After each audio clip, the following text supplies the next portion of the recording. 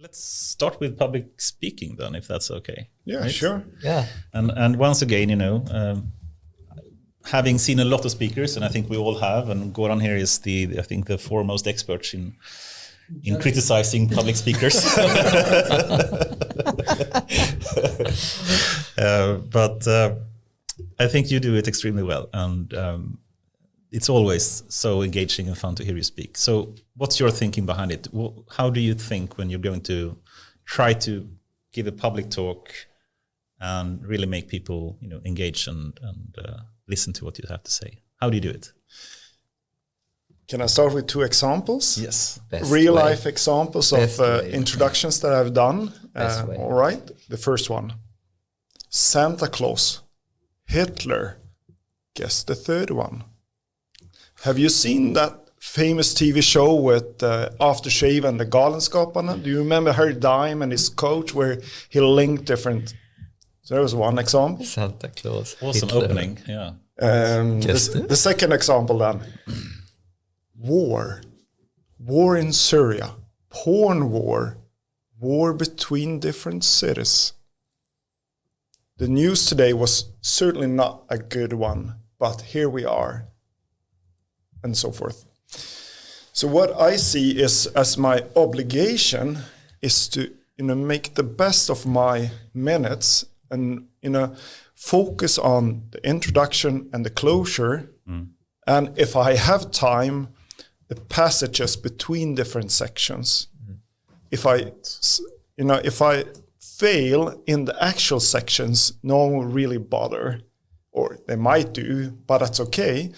But if I can get something that really catches the audience early on, that has relevance for the topic, and then make sure that if the first section is about, for example, AI divide, and then I want to move into policy, it should be a smooth transition, something logical that links that together, and then have a good closure. Mm-hmm.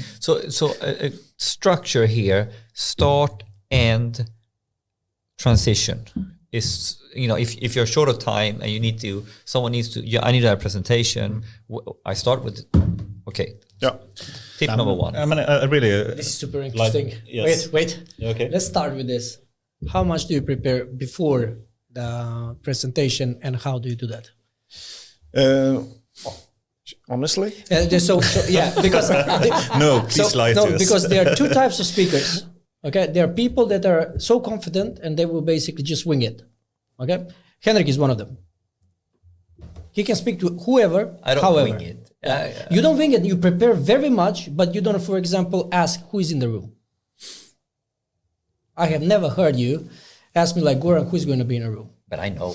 But you know, right? But you never ask for it, right? So you basically, you just prepare, but you don't know. Okay. So just basically, it's not a negative thing, because you will kill it. You did a presentation today. It was beautiful, right? Everybody loved it. But how much preparation do you do before the event? Because there are 2 types of presenters. So I'm very interested about this. Due to reality, the harsh reality that cross-country skiing goes first. Exactly.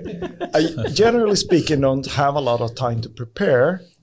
So that's why I'm fortunate that I, 10 years ago, something like that, said that I need to develop my toolbox in terms of different kind of openings. So for example, one is to pick up something from the news, just one example, use a poem or a question introduction where you pose an important question that or something like that. So I have a sort of like a toolbox that I have in my back of my mind, and that means that I don't have to prepare that much as long as I'm know the subject that I'm going to speak quite well. So why do you start like that? I think it's something that I try to break a pattern. If everyone else were to do it, I wouldn't. Yeah. But so really, if I'm talking to the head of the ministry, for example, or to Anders or whoever, if I know them, if we're at Vinnova, that's one thing. But I have so little time to capture their attention. Yes. So it's control. Yeah, mechanism. really. Yes. It's a way to suck them into, okay, now you're listening for real. Yeah. Yeah. You remember when we did, me and Hendrik did a trick. So Hendrik ordered a coffee and a milk. Yes. And then we went on stage, and I have a picture of this. And then he started mixing. He didn't say anything. He started mixing the coffee and the milk. And everybody was, what the heck is I going didn't on? say anything. I used to, 1 glass of milk, 1 glass of coffee, And then, the whole audience, and everybody's there, and you start pouring. yeah. I So, had them. so it's a great tool to start with a control because people need to snap. So Yeah. beautiful. Continue. But sometimes it backfires, doesn't it? Yes, That goes the preparation about who is in the room. Yeah. Okay, so that is the thing. And as a PhD I did it once, I said that, imagine that you were a project manager at this firm and you had 3 hours and I went on just short introduction. And I said, best of luck. And I left the room, I said, everyone, started, should we do this task now or what? And it was a good opener. But then at the one conference, the moderator didn't understand it. So he was so stressed. He went up on stage and I came back and he was like, he couldn't, grasp that I was back and it was part of my show. So it backfired. It backfired. No, your session is over. You had your 30 seconds. Yeah, exactly. Beautiful. Continue. But tip is to have some structure how it works, how it hangs it up, and you have your little bank of strong openings Yeah. that sucks people in. Yeah. And breaking the mold is one key aspect of it. Yeah, certainly. And I never write a detailed script. Never. Not even for the opening? No. Because I don't want to get caught up in having to follow a script because, things happen when even I get a lot of nerves sometimes. Yeah. And if I have a script, then you can get caught in that process, that cognitive process. But rather, obviously, sometimes I rehearse the opening because that's sort of like the way in. But you have your slide or your keywords so that's your topic, right? But then you rehearse it, so it becomes more and more tight. But there is not a perfect word, I agree with this 100%. Yeah. And I like, to go with the flow. How important is energy? Oh, that's super important, isn't it? Yeah. I think, it's one of those things that if you're listening to someone, everyone can't be a theatrical monkey, obviously. That's not the point. But being passionate about what you're talking about and trying to get across. Because normally, if you get me on my private side, I would be a bit more mellow. But here, it's my obligation. But it's interesting because your body language from when we were sort of preparing, before the camera went on until actually we had the first introduction, and then your body language changed when you asked, and could you introduce yourself? Who are you? This is super professional. Yeah, it's a and game. I actually, me who has been around this, like, holy fuck, he changed he snapped into energy, which is really, really important. And I just wanted to highlight that go back, you listeners, and look at the start today, and you will see what happened when Anders asked, and you snapped into character. It was also that we spoke too much in the beginning. But that's another point. He was bored. So he was bored because he was listening to our bullshit. That's another point. Let's end this. So we started with a control. So do you follow, for example, kidney shape of walking on the stage? Like, so you keep the momentum on. Do you have any tips and tricks for presentation slides? Do you use a lot of slides? How many slides? What is your maximum slides that you use? I think I can vary that a lot, really. But there's one thing that I try to always avoid is a lot of text. Yes. Because you risk the confusion, to get the audience confused. Should they read the slide? Should they listen to you? Or so I try to get something that they can use as a memory board, when they come home and, he was talking about that. And if it's super important for me, for them to remember what I actually said, I will have, in the rare occasion, I will have 2 sets. Yes. One that I use on the stage and one that is published afterwards. Yes. That is quite We professional. usually ask for 2 slides because most of the slides that are coming are vetted from the PR. Yeah. So you cannot use them in any case. So it's great. It's good. Slides is very interesting, and of course, avoiding the wall of text I think is super important, and it's such a newbie mistake to have that. But then when it comes to pictures, it can also be overdone in some ways, and there is this concept of mood pictures, or where you have pictures that doesn't really say anything when it comes to the topic you're speaking about, but it's supposed to bring people in some mood, happy, mellow, whatever. And I actually, what's your thinking about having pictures that is not really, visualizing what you're speaking about, but just have like other purposes? Or First of all, I've done that myself. I think it has to tie in some way or another to what you're saying, rather than just getting a feeling. That's my my view anyway. But it could be linked not just to the specific topics, but to your key message, really. So the picture is a metaphor or another, or like strengthening the key message. Like sometimes you want to talk about that, but it's really about change. Yeah. So can I then find a picture that symbolizes change? That works. Exactly. Or if we talk about, there's a lot of fragmentation, a lot of uncertainty. You might be able to use a blurred picture that is about the fog in the landscape, something like that. Yeah. But you have to be, if you do that, you have to ensure that you link your presentation or what you're saying to that picture, because otherwise the risk of confusing them. Yeah. Yeah, we call it the support tool, because the presentation, as you said, the eye should be on you. The presentation should be just in amplifying what you're saying.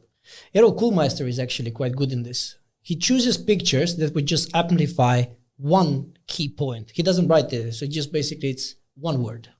Amazing. Right? It's like time for change and things like that. And then just to reinforce it a bit, because the presentation slides are about that. I had like speakers that are sending me for 30 minutes around 44 slides. That is a stroboscope. That is not a slide. Okay? No, it's an animation. It's an animation. It's a stroboscope, because people just basically blinking what happened, right? And you can see the delegates, because I sit there on the sides like, okay, this is not going well. This is not going well. And then you can see the person just clicking. And then people are like, okay, which slide are we on? Because, and the focus, he is just disappearing in this. Yeah. Okay? So good. So first of all, when did you start not preparing for... you prepare, but not basically, oh my God, I'm stressed about this, because there is a tangible time when you say like, I know how to do this now, right? So when did you stop fully preparing, with the stress and all of these levels? I think, if you look at it, if I have tried for 10 years or so to, consciously work with my presentation technique, it probably took 5 years or something like that, I would guess. And then I had the toolbox, and then also I had gotten into a position where I didn't have the time. No. Whereas as a PhD, although you have tons to do, you still have more time than as a manager today. Yeah. Last part. How do you close? Good. And this is a question for you as well, because you are very quiet about this, and you're a public speaker as well. So you're trying to be shy here, and I have heard your presentation. So this is a question for you as well, Anders. Yep. So how do I close? Do you want to specify that question or Yes, give an example? So let's call it like best practice: summarize, key learning points, majestic closing, like something like, to pump up people a little bit, like more like... or just basically, hey, here is we are hiring, or standard like contact. You have your toolbox for opening. So usually the closing is very specific to a person, and when you see it, if you've worked with the person, I will know exactly how the last slide is going to look like. Right? So, and all of them are positive, but everybody has their own slide of closing. What's your closing toolbox or your closing style? It's a CTA, right? It's a call for action. So what kind of a close of action do you have?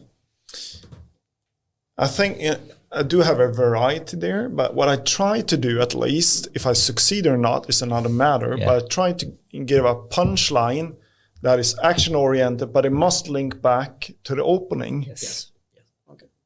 It's the whole fish rhetoric. Tell them what you're going to tell them piece by piece, tell them what you told them. Yeah. Simple. As one example, yeah. You could also call it hidden repetition. Hidden repetition. And what do you say, Anders? You have listened to me a few times. No, Anders needs to answer for himself because he's also doing like, how many presentations do you do per week now? Not per week. I mean, in Corona times, it's not as much, but before Corona, it was a lot. Yes. Yeah. Okay. So, your way of closing, and then we can close the topic so we can move on. I think we have been very good. 15 minutes. Yeah.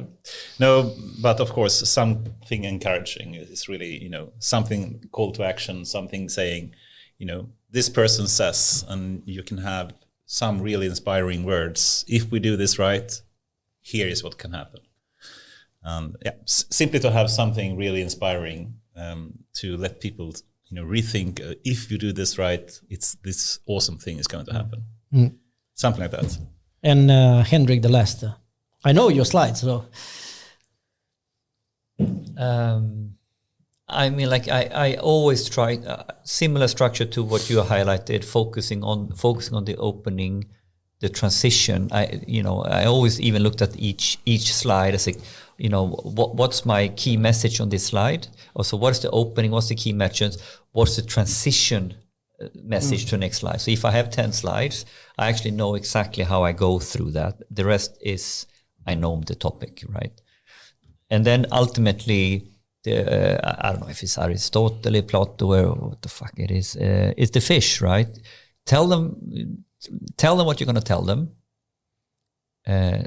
Tell them piece by piece. Tell them what you told them.